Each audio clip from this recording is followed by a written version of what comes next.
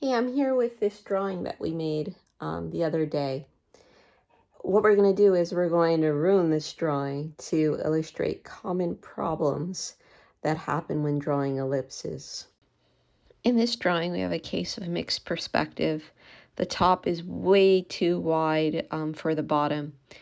This likely happens because more time needs to be spent measuring the top, or you could say measuring the bottom. Remember to use your pencil to take horizontal perceptual grid measurements. This will help you perceive the width of the ellipses.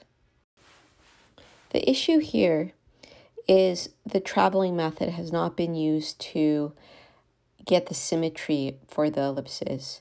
So you have an asymmetrical ellipse on the bottom and a series of asymmetrical ellipses on the top. The solution is to go back and travel your ellipses. Why does this happen? Why do I see this problem? My guess is just either the student forgot, doesn't know how to travel an ellipse, or doesn't want to take the time to do it.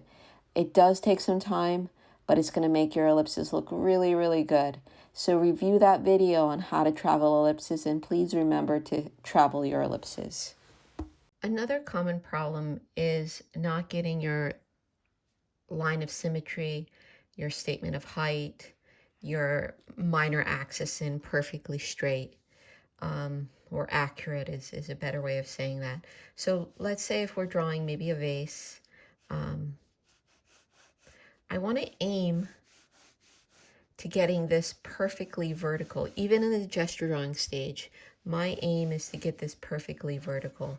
And then I can build form around that axis line, the minor axis, the statement of height. So that's what I would like.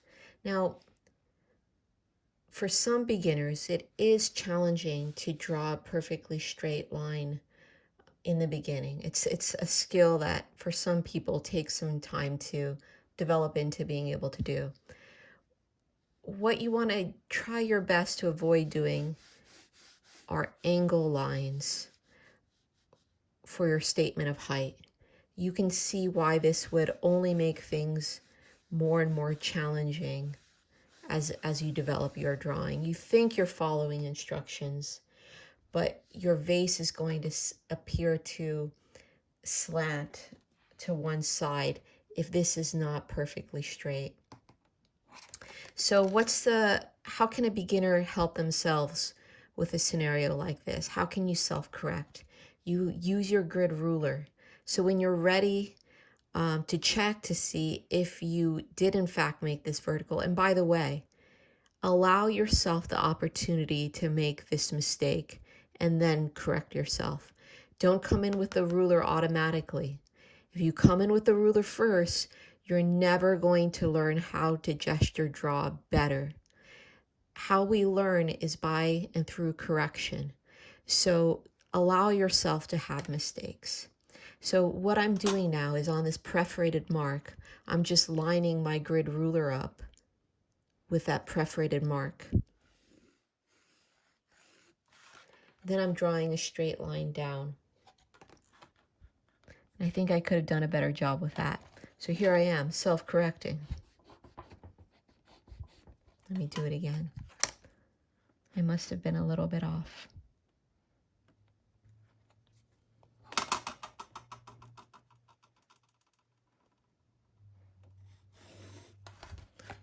That's more like it. That reads as being more vertical. So using the ruler and being careful, as I just learned with the ruler, is important. And that can help you if you are a beginner that struggles with getting your minor axis, your statement of height in perfectly vertical. But I thank you for drawing that in, because that's another problem that people do have. Another common problem is they think they can step over this line. They think they can skip that step of including a statement of height. So remember what I was saying earlier, that it's important to think about the world in a series of simple shapes. So if we're thinking about maybe a vase, this would be the recommended approach, where you think about a statement of height. It could be eventually our line of symmetry and even turns into our minor axis. That's our first statement, and we build the simple form around that. What you end up with is something that feels rather volumetric, even on, the first few seconds of doing your drawing. Sometimes beginners try something else. And I want to say we all go through this phase in drawing. Let me show you what I mean. So here's a person that's not following this direction, but they're trying their very best to do a good job, drawing the same vase.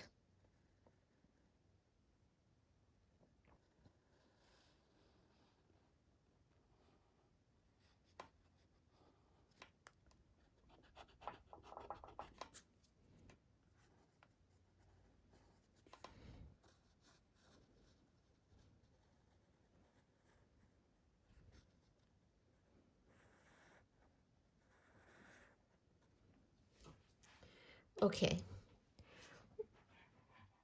You may have noticed a lot of things that I'm doing differently when I drew this one versus this one. Notice how I was holding my pencil incorrectly here. Remember, with the gesture drawing, we're holding our pencil like this, and we're trying to use our shoulder. We don't want to hold our pencil like a writing tool, where we're using these smaller muscles over there to do our drawing. So that's a difference. More importantly, though, is how I thought differently. So the type of thoughts that happen when we do a drawing like this are different than the thinking that happens when we do a drawing like this. This is very silhouette dominated. It's very much thinking about the outside of the form. Let me try to make this look good by looking at the outside, the silhouette. This, I thought differently. When I did this, I thought about volume. I thought about, let me draw the volumes that I perceive, the volumes that I sense being there. Completely different than drawing something like this. This is a focus on the outside, and this is a focus on the internal volumes. This is ultimately your goal. You want to start thinking differently about the objects you see in the world. You want to start thinking more, what are the internal volumes that I see in that object? How can I express this object's volume versus being tied up with drawing the outside shapes? This is so important to understand. Many beginners want to put in the little details, like maybe this has a flower on it, this pot.